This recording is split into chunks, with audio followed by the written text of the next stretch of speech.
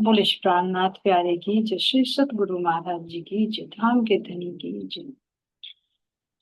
तो सुंदर साथ जी महाराज जी क्या बता रहे हैं कि जब हम मुजाहिदपुर पहुंचते हैं तो वहां हमारे भोजन की बात किसी ने नहीं की, है ना। तो शायद यही चल रहा था कि शायद वे ठाकुर जी की परीक्षा ले रहे हो कि उन्होंने कहा था कि साधु महात्मा बनना इतनी सरल बात नहीं है घर की सुख सुविधाओं को छोड़कर। तो अब यहाँ पर भी पूरी रात भूखे ही बिता देना। तो कह रहे हैं यहाँ पर अब उस रवजाए में हम नहाए, है ना। और नित्य उठकर हमने अपना नित्य क्रिया की, जो दैनिक क्रिया होती थी, नहा नहा धोकर रजाई में। और एक पात्र में हमने कुछ प्रसाद रखा और देवगिरी को कहा कि भाई तू उसके दे के आ जिससे तुम उपले ले। महाराज जी किसी का कुछ नहीं रखते थे कि उसने इतने दया भाव से दिया, तो ये तुम प्रसाद उनके देकर आओ। तो ये प्रसाद कैसे होना चाहिए? कृपया है सतगुरु महाराज। पहले ही बताया प्रसाद क्या होता है। वैसे प्रभु या परमात्मा का साथ साक्षात वैसे है, यानी परमात्मा का साक्षात दर्शन, एक वो असली प्रसाद है, इसको महाप्रसाद है। और बाहर से भी अगर सतगुरु महाराज जी कुछ दे तो उसमें भी उनकी कृपया निहित है। इसलिए तो बताया जाए कि सतगुरु के कर कमलों से मिल जाए तो उसमें 4 गुना बढ़ जाता है उसकी महत्व। नहीं तो वही तुम मार्केट से खरीद रहे हो और वही तुम मंदिर में एक बार सतगुरु को समर्पित करके बाद में उसको लो, तो वो प्रसाद है, उसके साथ में कृपया समाहित हो जाती है, उनकी दृष्टि में आ जाती है। तो यहाँ कह रहे महाराज जी की जो 2 उपले लेकर आए भैया उसके घर जाते। तो और ये कहा कि अगर वो ना मिला कलीराम तो ऐसा करना कि घर पर कोई भी मिले ना तो तुम उसे ही देकर आ जाओ। अब जैसे ही महाराज जी ने उसको आदेश दिया तो देवगिरी को तुरंत चल देते हैं वहां पर लेकर प्रसाद। अब जब गए वहां कलीराम तो नहीं मिला, लेकिन क्या कह रहे हैं कि उनकी बहन मुझे मिली, जिनका नाम क्या कह रहे महाराज जी यहाँ पर प्रसन्न था। तो उन्होंने कहा कि माई लो प्रसाद महात्मा जी, है ना। माई लो प्रसाद महात्मा इस प्रकार जाकर बोला वहां। उन्होंने कहा कि माई प्रसाद, लेकिन उन्होंने क्या कहा कि हम महात्माओं का कुछ खाते नहीं, उल्टा हम उनको देते। ये देखना समझ, इसमें महाराज जी क्यों हमें दे रहे, इतनी छोटी सी बात भी क्यों लिखी कि उन देवी ने क्या कहा। वास्तव में हमें महात्माओं का लेना नहीं चाहिए, देना चाहिए, लेकिन उनसे क्या लेना चाहिए? अंदर की उनकी कृपा। बाहर से उनके धन से सेवा करनी चाहिए और अंदर से उनकी कृपा रूपी प्रसाद हमें ले लेना चाहिए। नहीं तो क्या कह रहे हैं कि अगर तुम साधु महात्माओं का ही खाओगे तो वे तो खुद दूसरों पर निर्भर रहते हैं, क्योंकि उनका अपनी रोजी रोटी तो नहीं कि भाई वो नौकरी कर रहे हैं, कुछ खेती बाड़ी कर रहे हैं। तो जो देते हैं भक्त, जो सेवक देते हैं, वही तो उनको मिलता है। तो उसमें भी देने के लिए भाव दिखा रहे हैं कि हम महात्माओं का लेते नहीं, बल्कि हम उनको देते हैं, उनकी सेवा करते हैं। तो इस तरह से उन्होंने कहा प्रसाद नहीं लिया तो देवगिरी महाराज जी के पास वापस आ गए और बताया कि मैंने तो ऐसे कह दिया कि हम महात्माओं का खाते नहीं है, हम तो उल्टा उनको देते हैं, उनकी सेवा करते हैं। वो तो महाराज जी के पास आ गया देवगिरी। लेकिन थोड़ी देर में उनके अंदर ये प्रसन्न के अंदर ये विचार उठा कि आखिर भैया गांव में इतने घर हैं तो हमारे घर ही ऐसी कोई महात्मा यूं ही प्रसाद देने के लिए कुछ तो कारण नहीं।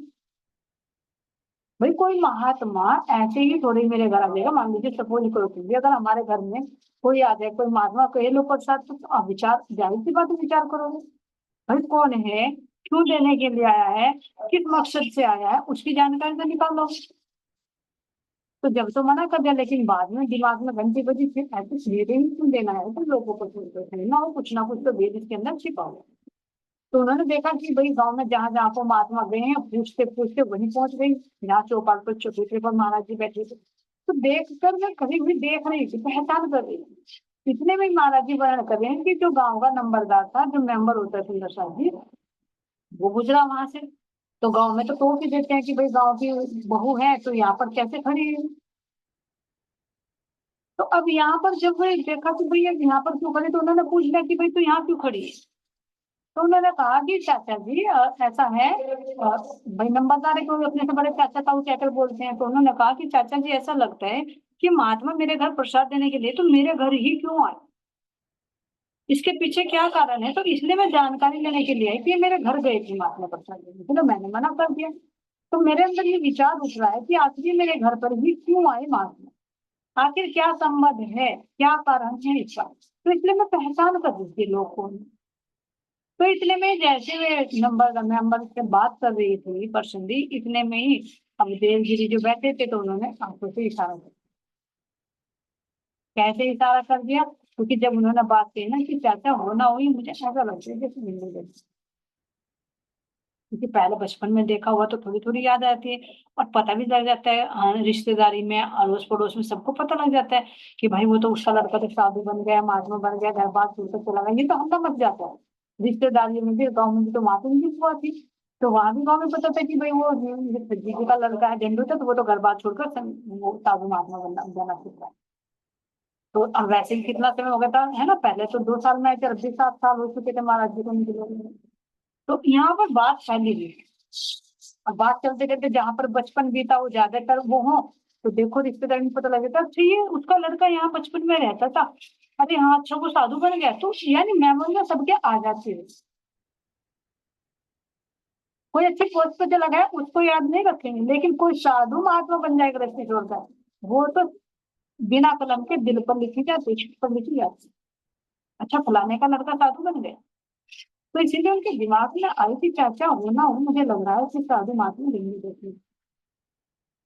तो इतने में ही देवगिरी जी ने आंखों से इशारा गर्दन हिलाकर कर दिया कि ये वही हैं जिनको तो पहचान।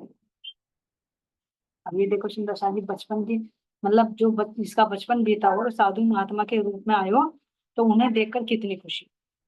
तो यहाँ कह रहे सुंदर सा जी, बड़ी भक्त थी अपनी देवी, श्रद्धा की मूर्त साक्षात, रोने लगी खुशी के मारे, महाराज हैं हो गए ज्ञात।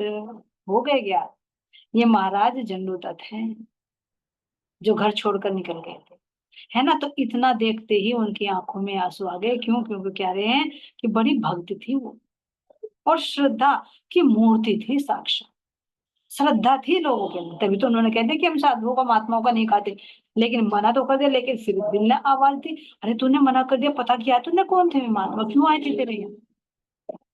तो एकदम दिमाग में साधुओं को देखो तो, ये देखो सुंदर सा जी वो तो गए प्रसाद देने के लिए। अगर हमारी रिलेशन में कहीं पर ये घटना हो कि भाई ये उसका लड़का साधु बन गया है, तो कहीं साधु महात्मा दिखेंगे तो एकदम वो ही याद आएगा, अच्छा ये साधु महात्मा, अरे हाँ हमारी बुआ का लड़का, हमारे मामा का लड़का भी साधु बन गया है।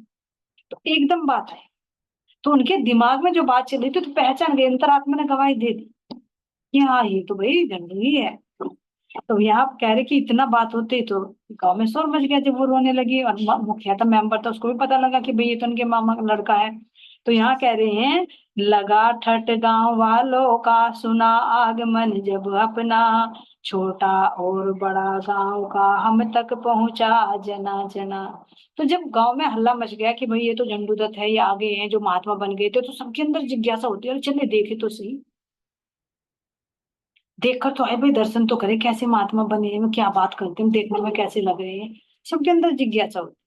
तो कह रहे कि गांव के लोगों का बहुत वहां पर भीड़ लग गया, है ना? ठट का ठट जुड़ गया यहाँ पर, और जना जना गांव का यहाँ हमें दर्शन करने के लिए पहुंचा।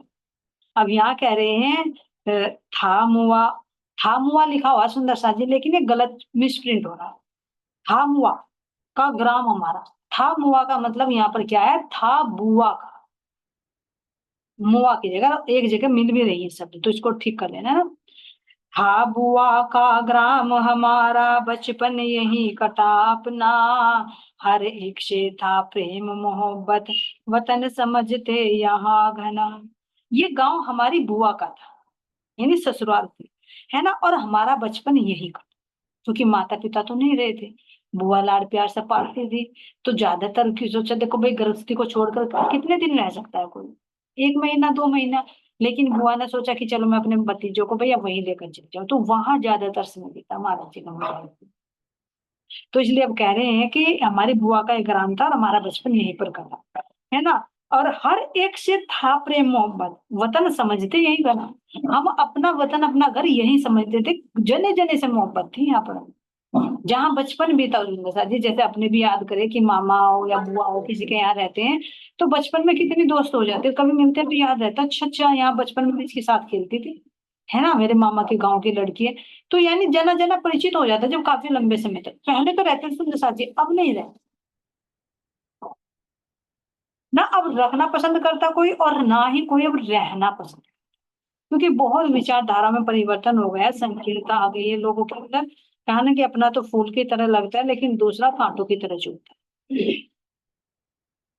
बच्चे तो बच्चे, अब तो बड़ा भी नहीं रह पाता, विचार ही नहीं मिलते, बहुत परिवर्तन है ना। तो अब यहाँ पर कह रहे हैं, मानी और रतन दोनों ही अपने प्रेमी थे पिछले, भाग चले आए दोनों सुन आकर हमसे गले मिले। जो मामा के लड़के थे तो उनमें भी कितना प्यार था भैया, दो भाई हैं थे, दो वे थे, तो चारों भाई मिलकर कैसे बचपन बिताते। तो कह रहे महाराज जी की मानी और रतन दो मेरे बड़े प्रेमी थे पिछले, भाई भी थे और मेरे यार भी थे, जिनके साथ में मेरा बचपन बीता है। तो ये कह रहे हैं कि जैसे उन्होंने सुना कि भाई झंडू आ गया, झंडू आ गया, तो भाग कर आए दोनों और आकर मेरे गले में, अपना भाई है ना, मामा का लड़का बिछड़ा हुआ मिल गया, जो साधु बन गया था वो वापस लौट कर गया। तो एक खुशी की लहर दौड़ गई यहाँ पर सब। ये मोह का प्रवाह बह रहा है, महाराज जी देख रहे हैं कि कितना, कहा ना देह आग थी करनी है सैर, देह के संबंध है, खिंचाव जरूर होगा, लेकिन चलते हैं देखकर, कितना खींचता है शरीर, कितना खींचती इंद्रिया, कितना अट्रैक्शन होता है पिछले संबंधों में भी। ये ध्यान देना सुनो सर, यही अगर हम इसमें डूब जाते हैं तो यही हमारे अगले जन्म का कारण बनता है, ये दिखाना चाह रहे हैं महाराज। अगर हम परमात्मा की राह पर घर छोड़कर निकल भी गए, अंदर में राज्य भी विराजमान हो गए, लेकिन फिर भी अगर कहीं हम माया में आ गए, घर गृहस्थी में आ गए, फिर हमारे अंदर वो मोह का अंकुर पैदा हो गया, तो नैया डूब गई, क्योंकि परमात्मा को इच्छा दूरी नहीं छोड़ा। तो यहाँ मोह का सागर उमड़ रहा है, लेकिन महाराज जी इससे फिर भी निर्लेप रहेंगे, ये हमें शिक्षा दी कि अपनी परीक्षा भी तो लो फिर। जो कह देते हैं भाई घर बार छोड़ दे, घर बार छोड़ दे, कुछ दिन रहकर तो देखे। जैसे हमारी इंद्रावती जी ने परीक्षा ली ना अपने आप की, देखे तो सगे संबंधी मिलते हैं, देखो तो मेरा मन इनकी तरफ को दौड़ता है या नहीं दौड़ता है, या मैं फिर उससे अलग हो जाती हूँ। इसलिए शादी, तो ये महाराज जी की जो आयु तो थोड़ी सी कम ही होगी, बचपन ही होगा, क्योंकि जब उन्होंने घर छोड़ा तो ये देखो 19 वर्ष की अवस्था में तो सुंदर साथ जी उनकी शादी हुई थी, लड़की हो गई थी, 15 साल की में शादी हुई थी, 15 साल से। अब उनसे पहले उनकी बुआ ने ही पालन पोषण किया, कुछ समय तो उन्होंने गाय चरा चरा कर अपना पेट पाला। तो अब ये देखिए 8 साल की उम्र में माता का धामगमन हो गया। सॉरी मैं गलत बोली हूँ शायद, 13 साल की उम्र थी जब माता का दामगमन हुआ, 8 साल के थे जब पिताजी का दामगमन। तो अब ये समझ ले कि जब ये उनकी बुआ आ गई थी उनके करने के लिए, तो यही हो गया 10 से और 15-16 के बीच में इनकी आयु होगी जब उनका समय बीता। यहाँ पर 13 साल की में जैसे माता गुजरी, तो उसके बाद तो पालन पोषण उन्होंने ही किया है। तो 12-13 साल की उम्र थी, तो 12-13 साल में तो याद रहना शुरू हो जाते हैं कि किस किस से मेरी दोस्ती, इसलिए महाराज जी भूले नहीं। अगर आप 4-5 साल का हो तो भूल जाते। तो अब यहाँ पर देखे सुनो साथ जी, तो अब यहाँ कह रहे हैं कि मेरी बुआ के जो पूत थे, है ना, थे बुआ के पूत भाई वे नाते में अपने लगते। बुआ के तो पूत थे लेकिन नाते में रिश्तेदारी में मेरे भाई लगते थे। उनके यहाँ ब्याह था कोई रोक लिया हमको आके। अब विवाह भी था उस दिन, मंडा भी बंधना था, तो उन्होंने आकर रोक लिया कि नहीं भाई अब तुम रुको, यहाँ पर विवाह शादी है तो इसलिए तुम ये दावत वावत खा कर जाना। जिद करके रोक लिया, भैया आ ही गए तो जो शादी में शामिल हो जाना। उसी रोज था मंडवा ब्याह का ठहरा लिया दोनों ने, वक्त जिमने का जब आया बुलवाया उस वक्त हमें। तो जैसे ही मंडा बंधने वाला था तो उन्होंने दोनों भाइयों ने बहुत जिद की। किस किसने, सुंदर साथ जी क्या नाम था उनका, मानी और रतन, राम रतन जी हमारे महाराज जी का भी नाम है, तो एक उनकी बुआ का लड़के का नाम रतन हो गया, है ना, एक माँ। तो यहाँ पर दोनों ने जिद करके रोक लिया कि नहीं नहीं भैया, नहीं नहीं देख चंदू जी तुझे तो अब रुकना पड़ेगा, इतने दिन में आया भाई, 7 साल में आया है, पता नहीं कैसे चेहरे चरण पड़ गए यहाँ पर, तो ऐसा नहीं सब रिश्तेदार आ रहे हैं, दावत चलेगी तो तुम दावत वावत खाकर तब आराम से जाओ। तो बहुत जिद करके महाराज जी को यहाँ पर रोक। अब क्या घटना होती है, सुंदर साथ जी क्या कह रहे हैं यहाँ पर, जब ये जीमने का वक्त आया तो हमें बुलवाया। तो अब जैसे ही महाराज जी वहां पर चलने के लिए तैयार हुए तो कह रहे हैं, पहुंचे जीम ने सभी उस घर, मंगत के मन उठा भाव, झंडो फिरा जीमता सबके, चौके में क्यों कर ले जाए। अब ध्यान देना सुंदर सा जी, चौका मतलब जैसे पहले क्या होता था, अब तो स्टैंड में चल गया, खड़े होकर भोजन करते हैं, उस पर लगाते थे टीवी पर। लेकिन पहले क्या होता था, जैसे भोजन बनता था तो बैठा कर मतलब उस चौक को लीप लिया जाता है तो गोबर वगैरह से, और फिर वो बिछा दी जाती थी, वो आसन से बिछा देते हैं, है ना, जिसको गिलम वगैरह भी कहते हैं, और बैठाकर पत्तलों पर खिला देते, तो उसको चौका बोलते हैं। कि भाई चलो बुलावा है, चलो भाई, चलो भाई भाई अपना भोजन ग्रहण करो, तो वहां सब बैठ रहे थे। अब तो सबकी नजर पड़नी थी, क्योंकि बैठते रहते, देखते रहते, सबको देखते रहते हैं। तो जैसे ही महाराज जी चौके के लिए बढ़ने के लिए करें, भाई बुलावा आया चलो, तो जो मंगत था उसके मन में शंका उठी। क्या मंगत के शंका उठी, क्या कह रहे हैं यहाँ पर, झंडो फिरा जीमता सबके, चौके में क्यों कर ले जाए, पंडित सभी इकट्ठे होंगे, भ्रष्ट सभी का हो ईमान, बोल न बैठे कोई पंडित, सभी तरह के हैं इंसान। उसके दिल में बात उठी कि भाई ये जो झंडू है ये तो महात्मा बन गया, और ये तो महात्मा तो सबके घर का खाते हैं, क्योंकि उस समय छुआछूत ज्यादा था सुंदर सा जी, भेदभाव रहता था, जातिवाद था। अब तो इतना नहीं है, लेकिन उस समय बहुत था। तो ये तो वैसे भी ब्राह्मण थे, तो अब उनके दिमाग में मंगत क्या है कि भाई हम तो ब्राह्मण है, ब्राह्मण लोग आएंगे, और ये जो झंडू है ये तो महात्मा बन गया, तो पता नहीं कहाँ कहाँ घूम कर आएगा, किस किस के घर का खाया होगा। तो अगर ये चौके में बैठेगा तो चौका भी अपवित्र हो जाएगा, है ना, और फिर हमारा धर्म भ्रष्ट हो जाएगा। और जो और पंडित आएंगे तो उनके दिमाग में भी किसी ने कुछ कह दिया, तो सब तरह के लोग हैं भाई, कोई कह दे कि भाई हम तो नहीं जिमते यहाँ पर, तुम्हारा ये तो धर्म भ्रष्ट हो रहा है, तुम्हारे तो बापू साधु बन रहा है, तो घर घर जिमता फिरा, इसका तो धर्म भ्रष्ट हो रहा है, लेकिन इन्हें पंगत में रहता है, हमारे भी धर्म भ्रष्ट कर दी। पहले देखो तुम दशा जी कितना भेदभाव था। पहले तो ये था कि कुएं से कोई पानी भी नहीं भर पाता था निम्न जाति का, उसको भी अशुद्ध माना जाए। कोई घर घर पर भी आ गए तो गेट में बैठाकर उसको हाथ पर रोटी दे दी जाती थी। आखिर समझे सुंदर शाह जी, वो भी तो इंसान है। तो पहले तो महाराज जी ने भी ऑब्जेक्शन उठाया इसका, जब चले थे देखो वहां पर, ये कि जब उन्होंने दो सिपाहियों ने पकड़ लिया था, तो उन्होंने महाराज जी ने भोजन छोड़ दिया था, कि हमने देखा कि भाई चमार बना रहा है, वो जो है क्या बता था, भंगी परोस रहा है, तो महाराज जी ने भोजन नहीं किया था, क्योंकि अभी उस जागृति में नहीं पहुंचे थे। तो जो संसार की मर्यादाएं थी उसमें बंधे हुए तो संस्कार, ये सब मान्यता देते थे उस समय। लेकिन जब आत्म जागृत हो जाती तो उसके लिए कोई भेदभाव, कोई ऊंच नीच, कोई जातिवादी नहीं रहे। तभी तो इंद्रावती ने कहा कि जो कोई हो दूल्हा पांगला, इंद्रावती ने छोड़े साहब, है ना, भेदभाव को महत्व ही नहीं दिया।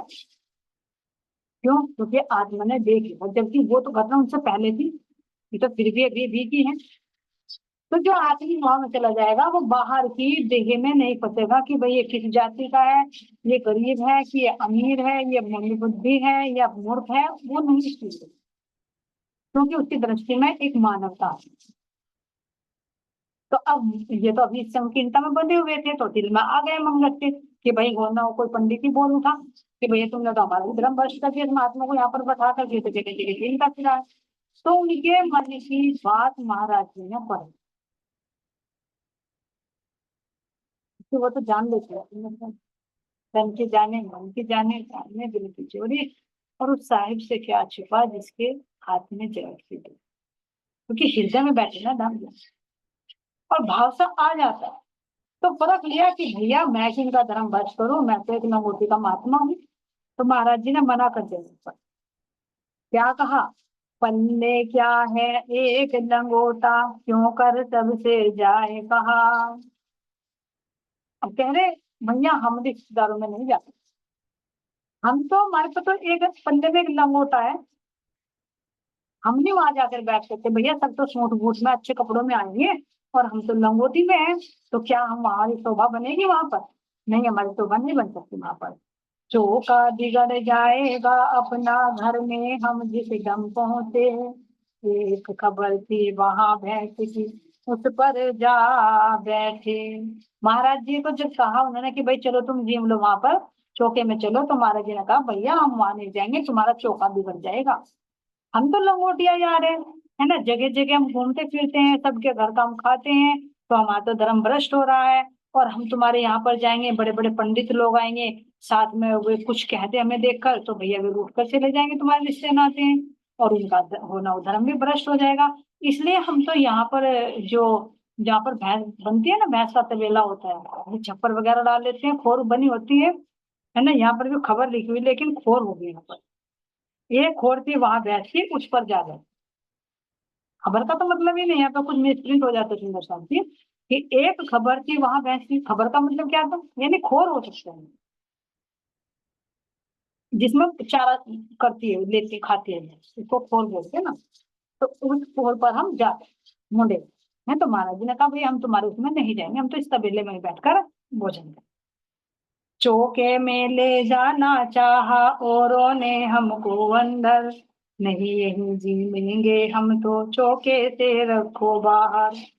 पंडितों का चौका बिगड़ेगा क्योंकि लंगोट है हम तो, इनकी बात बिगड़ जाएगी यही झीमना है हमको। महाराज जी को बहुत खुशामद करी कि चलो भाई चौके में चलो, उनको नहीं पता था कि खुशामद कर रहे थे कि महाराज जी क्यों मना करे, तो मुझे कहने नहीं नहीं भाई चौके में चलो आप वहां पर बैठकर जीवना, लेकिन महाराज जी ने तो पढ़ लिया था ना मंगत की बात को। तो महाराज जी ने कहा भैया हम तो लंगोटे में हैं और हम वहां जाएंगे पंडितों में बैठकर खाएंगे तो तुम्हारी बात निकल जाएगी मुझे।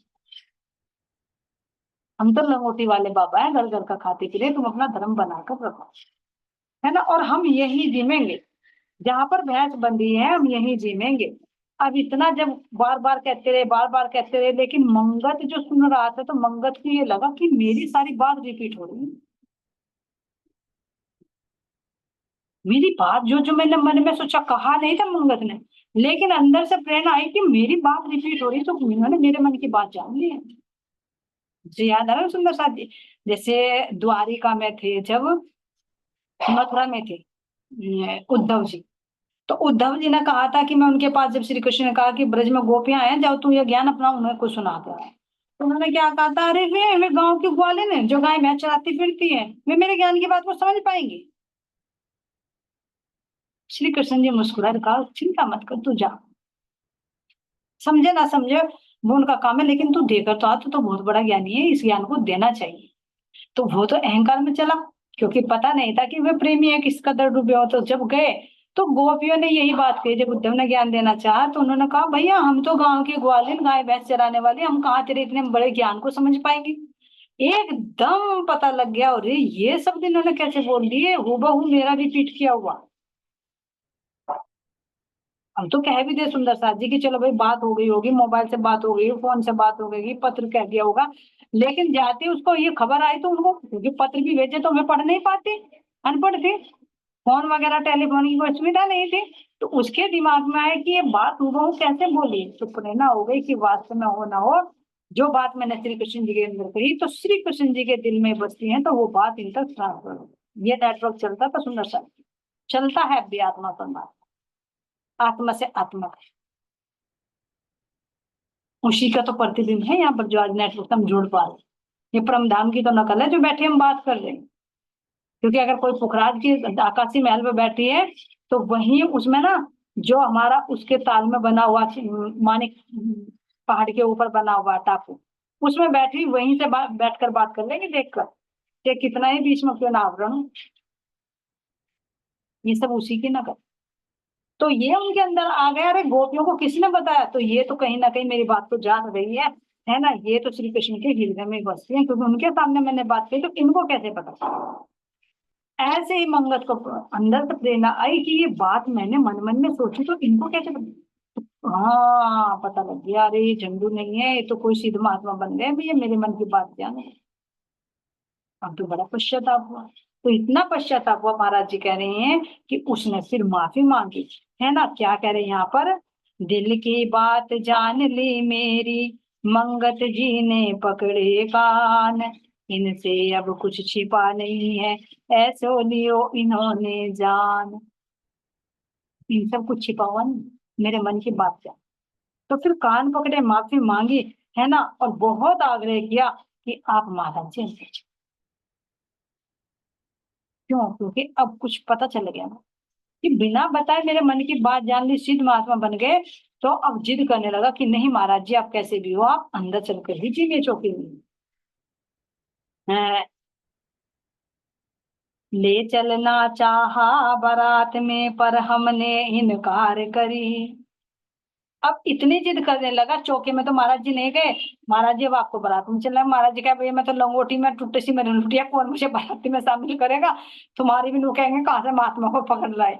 तो महाराज जी ने कहा भाई मुझे किसी की बारात बारात में नहीं जाना, मैं तो अपने एक दूल्हे की बारात में चलता हूँ और किसी की भी नहीं चलता। तो ये सुंदर साथ जी यहाँ पर महाराज जी ने मना कर दिया, ना तो चौके में गए और ना ही फिर बारात में शामिल हुए। क्योंकि फिर तो देख रहे हैं ना। तो ये सुंदर साथ जी हमें ये घटना ये भी दिखाती है कि जब कोई साधु महात्मा बन जाता है तो उसको हर कोई वैल्यू नहीं दे पाता है। उसको भी ये समझेंगे पता नहीं ये साधु महात्मा हमारी इमेज ना खराब हो जाए कि ब्याह शादी में आ जाए तो हमारी इमेज पर दाग लग जाएगा। तो महाराज जी ने कह दिया भाई तुम अपने पंडितों अपने रिश्तेदारों को संभालो, अपने रिश्तेदारों को संभालो, है ना भैया, मैं तो चलो अपने रस। तो ये सुंदर साथ जी हमारे से भी त्रुटि है, कैसे होती है उसको भी। तो गुरु महाराज जी कहाँ पर? सुंदर साथ के हृदय। और एक तरफ हमारे सुंदर साथ हो और एक तरफ हमारे रिश्तेदार हो। रिश्तेदार को हम सोफे पर बैठाते हैं और सुंदर साथ को हम बाहर से बाहर ही विदा करते हैं। ध्यान दे, जिनसे हम रोज रोज दावा करते हैं हमारा अखंड का संबंध है, उनसे हम कैसा व्यवहार कर बैठते हैं? कब?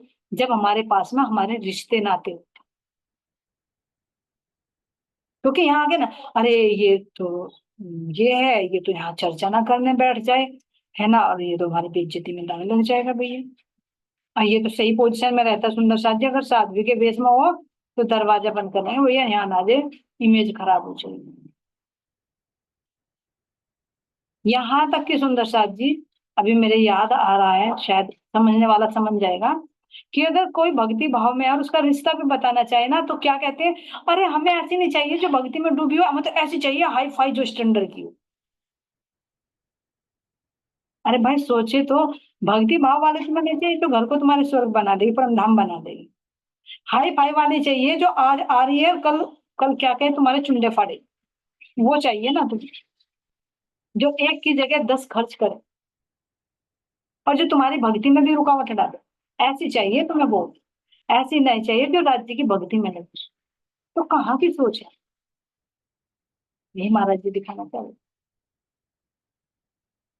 तो हम भी सुंदर साथ को वहां पर क्या यही वैल्यू देते हैं? क्या हम मंगत की तरह हमारे अंदर विचार उठते हैं? अगर उठते हैं तो महाराज जी फिर ऐसे ही कहते हैं, क्योंकि सुंदर साथ के दिल में राज्य है। सुंदर साथ रूठ गया तो समझो मेरे सतगुरु रूठ, और मेरे सतगुरु रूठ गए तो समझो मेरे धाम गए। तो फिर क्या रिश्तेदारों को तुम सिर पर रखकर नाचते फिरोगे? ये रिश्तेदार कुछ दिन में क्या कर रहे हैं सुंदर साथ जी, कुछ दिन में तुम्हें पूछेंगे भी नहीं, जब तक तुम उनकी आत्मवज्जा कर रहे हो, तुम्हारे पास धन दौलत है वो स्वीकारेंगे।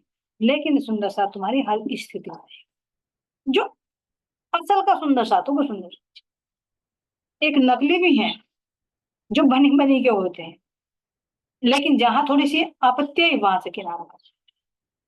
तो हम ऐसा ना करें सुंदर साथ जी कि सुंदर साथ हमारा दरवाजे पर खड़ा रह जाए और हमारे रिश्तेदार घर में बैठकर अच्छी कोल्ड ड्रिंक, अच्छे समोसे, अच्छे नमकीन बिस्कुट खा रहे हो, अच्छे ड्राई फ्रूट ले रहे हो, और हम ये सोचे अरे ये आ गए तो इसको भी देना पड़ जाए। वो समझे, अगर सुंदर साथ आ गए तो ये समझे कि जो मैंने भोग लगाकर अपने दिया ना रिश्तेदारों को, मेरे सतगुरु भोग लगाने के लिए आए, नहीं तो झूठ झूठ में भोग लगा दे। और ये त्रुटि हमारे से हो जाती है सुंदर साथ, जिसमें मैं भी हूँ, हमारे से भी हो जाती है। क्योंकि उस समय हम देह को देखते हैं, उस समय हम अंदर में ब्रह्मात्मा को नहीं देखते, हम आत्मिक संबंध नहीं। क्यों? क्योंकि बाहर वालों का रंग हमारे ऊपर चढ़ा रहता है। लेकिन अगर उस स्थिति में भी अपने आप को संभाल पाए तो बहुत अच्छा है सुंदर साथ। तो इस बात का हम ध्यान रखें, है ना। सुंदर साथ का सत्कार हमारे सतगुरु का सत्कार है। ठीक है सुंदर साथ जी, आज के लिए इतना ही। कोई त्रुटि हो सुंदर साथ जी, कोई शब्द छुपाओ किसी को तो उसके लिए हाथ जोड़कर माफी। आपसे भी चरण में कोटि कोटि प्रेम प्रणाम। धन्य तो सुंदर है साथ की जय। प्रणाम जी। दुख तो महंगे मोल को, दुख तो महंगे, महंगे हो गया, महंगे। मोल। तो महंगे मोल को मैं देखा दिल ल्याए ल्याए। दुनिया सब भागी फिरे, कोई न सके ऊंचाई, कोई न सके ऊंचाई। मैंने अपने दिल में विचार करके देखा तो ये बात स्पष्ट हो गई कि दुख की इतनी अधिकतम दुख की अधिक कीमत है कि सारी दुनिया भी इसका बोझ नहीं उठा सकती, अर्थात इसकी कीमत नहीं दे सकती। इसलिए संसार में कोई भी दुख नहीं लेना चाहता। भावार्थ, सामान्य रूप से देखा जाए तो संसार का प्रत्येक प्राणी किसी न किसी रूप में दुखी है। उन्हें इस चौपाई में यह क्यों कहा गया है कि सारी दुनिया दुख से भागती फिरती है? संसार में जो भी लोग दुखी हैं, वे तृष्णा के वशीभूत होने से, अज्ञानता व शुभ कर्मों के फल से दुखी हैं। उनमें कोई भी प्रियतम के विरह से दुखी नहीं है। नीचे भी है कुछ, नीचे विरहा नहीं ब्रह्मांड में, बिना सुहागिन नार। ब्रह्मुनि अपने ब्रह्मुनि अपने धनी का विरह पाने के लिए दुख मिलने को सौभाग्य समझते हैं, जबकि सांसारिक जीव न तो अक्षरातीत को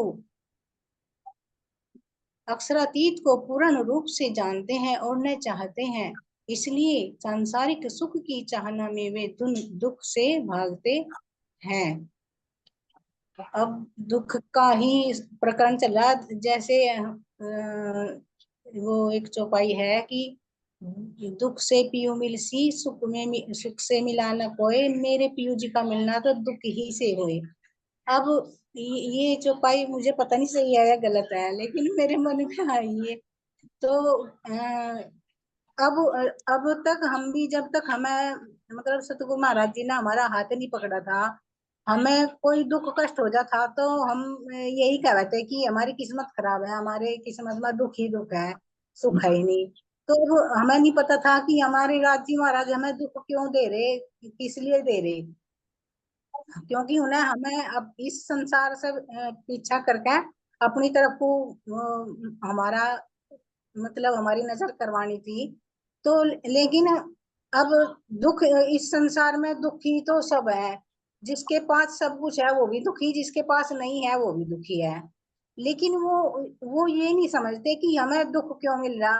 हमारे कर्म भी हो सके या हमारे लिए कुछ अच्छा भी हो, उसके पीछे कहते नहीं क्या कि रात के बाद दिन भी निकला है। तो इसी तरह ही राजी महाराज हमें समझा रहे, जब तक हमें इधर से ना फटकार मिले तो हम जब जब भी उनकी तरफ को बढ़ा, राज्य की तरफ को, जब हम इधर से विमुख होंगे। तो इसलिए राजी महाराज कहना चाह रहे कि अब दुख मिलेगा, दुख में तो सुखदायम पर स्वादनावत, पर जो दुख हमें यहाँ पे मिल रहा उसमें ही हमें सुख ढूंढना, और उसी में ही हमारे लिए सुख भी है। अब ये यही सुख हमारा हमारे धामधनी वो कह रहे कहना चाह रहे कि तुमको इसको उपजावने करूं सो अब उपाय, तो वो उपाय कर रहे हैं हमें ये दुख देके कि ये दुख मिलेगा तो दुख में भी है, प्रेम भी होगा, राज्य की तरफ को बढ़ेंगे हम। और जो इस संसार के ही इसमें फंसे रहे तो फिर तो हमारा पता नहीं क्या होगा, राज्य जाना है। तो इसलिए राज्य महाराज हमारी तरफ को हमें इस तरह इस संसार में जिसे हम दुख समझ रहे हैं वही हमारे लिए सुख है। आनंद का द्वार है वो, है ना। प्रणाम। प्रणाम जी, और प्रणाम। आप बता दो। नहीं नहीं, वे तो चौपाई में महाराज जी खुद बता रहे। देखो सुंदर साथ जी ये कह रहे हैं कि संसार में जो लोग दुखी हैं वे तृष्णा के वशीभूत होने से, अज्ञानता वश, अशुभ कर्मों के फल से दुखी। तो दो तरह का दुख हो गया ना। नहीं तो कहेंगे कि भाई जीवों को तो दुख मिलता है, लेकिन वे अपने अशुभ कर्मों का फल से दुखी है। जब अज्ञानतावश किसी तृष्णा की इच्छा पूर्ति के लिए गलत कार्य कर बैठते हैं, तो उसके कारण उसको फल मिलता है। मान लीजिए अगर मुझे मीट खाना है तो मैं जीव हत्या करूंगी, तो क्या उसका कर्म का फल मेरे सामने नहीं आएगा? तो मैं भी उसका दुख भोगूंगी। तो वो जो जीव है वो कर्मों के फल से दुखी है, लेकिन कोई भी प्रियतम के विरह से दुखी नहीं। एक दुखी विरह ही है जो ब्रह्मात्मा। ये दुख केवल क्या कह रहे हैं यहाँ पर, इसीलिए कह रहे हैं कि विरहा नहीं ब्रह्मांड में बिना सुहागिन ना। जो विरह रूपी दुख है वो केवल ब्रह्म आत्माओं के पास ही, वो जीवों को बिल्कुल भी नहीं है कि हम अपने धनी से मिले। इस विरह की बात कर रहे हैं, इस दुख की बात कर रहे हैं, विरह रूपी दुख। नहीं तो दुख दुख से तो एक से एक इतना दुखी है कि हमें कहाँ वो दुख मिल रहा है। ध्यान देना सुंदर साहब, सड़कों पर पड़े हैं, कोई हॉस्पिटलों में पड़ा है, एक से एक इतनी दुखी है, खाने से लाचार है, चलने से लाचार है, बोलने से लाचार है, देखने से लाचार है, थोड़ा बड़ा दुख।